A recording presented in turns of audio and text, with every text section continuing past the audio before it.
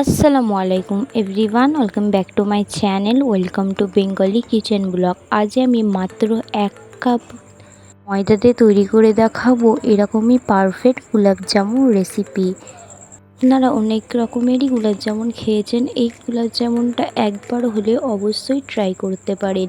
ভিডিওটা স্কিপ না করে প্রথম থেকে লাস্ট অবধি দেখার অনুরোধ রইল এবং আমার চ্যানেল নতুন হয়ে থাকলে চ্যানেলটিকে সাবস্ক্রাইব করে দেবেন। চলো ভিডিওটা দেখা যাক। মিষ্টিটা তৈরি করার জন্য সবথেকে প্রথমে আমি তৈরি করে নেব চিনির সিরাপ, যার জন্য আমি কড়াইতে দিয়ে দিচ্ছি 1 কাপ চিনি এবং দিয়ে দিচ্ছি 1.5 কাপ মতন জল। চিনিটা গলে যাওয়া অবধি এখানে আমি ওয়েট করব। চিনিটা গলানো হয়ে গেলে এখানে আমি দিয়ে দেবো 3টে ফাটিয়ে রাখা এলাচ। এখানে আপনারা এলাচের গুঁড়োটা ব্যবহার করতে পারেন।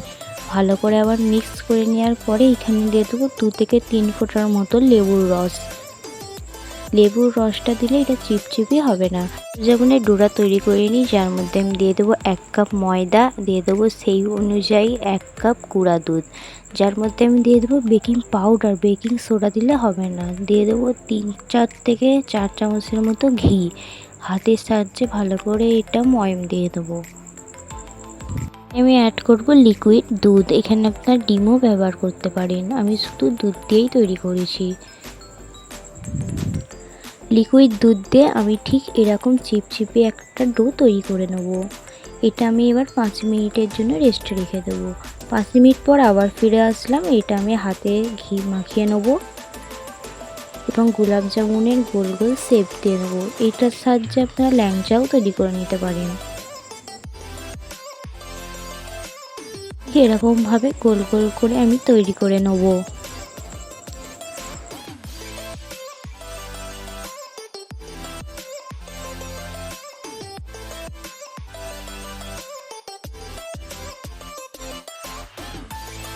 গুলো আমি তৈরি করে নেব। সবগুলো তৈরি করা আমার হয়ে গেছে। কড়াইতে আমি দিয়ে দিচ্ছি রিফাইন্ড অয়েল। তেলটা গরম হয়ে গেলে আমি এই গোলাপ জামুনগুলো তেলেতে ছেড়ে দেবো। ঠিক হালকা এরকম করে করে মিডিয়াম টু লো গ্যাসে রেখে হালকা করে নাড়াতে চলতে হবে। ঠিক যখন ডিপ ব্রাউন কালার আসবে তখনই এটা আমি তুলে নেব।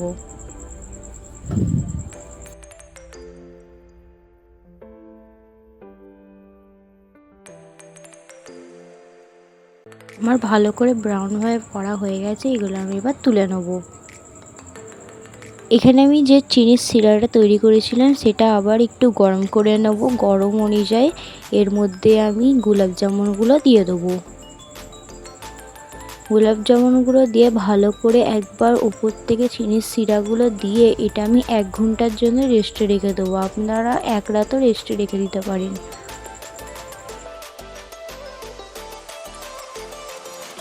তৈরি হয়ে গেছে আমাদের গোলাপ জামুন মিষ্টি। কতটা সহজভাবে এই মিষ্টিটা তৈরি হয়ে গেল আপনারা দেখতেই হয়তো বুঝতে পারছেন। একটা মিষ্টি আপনাদের আমি কেটে দেখাই।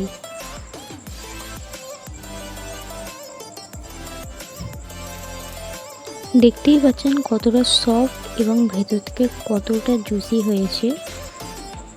মিষ্টির রস একদম ভেতর থেকে চলে গেছে। ভিডিওতে নতুন হয়ে থাকলে অবশ্যই চ্যানেলটিকে সাবস্ক্রাইব এবং ভিডিওটিতে লাইক করে দেবেন। ধন্যবাদ।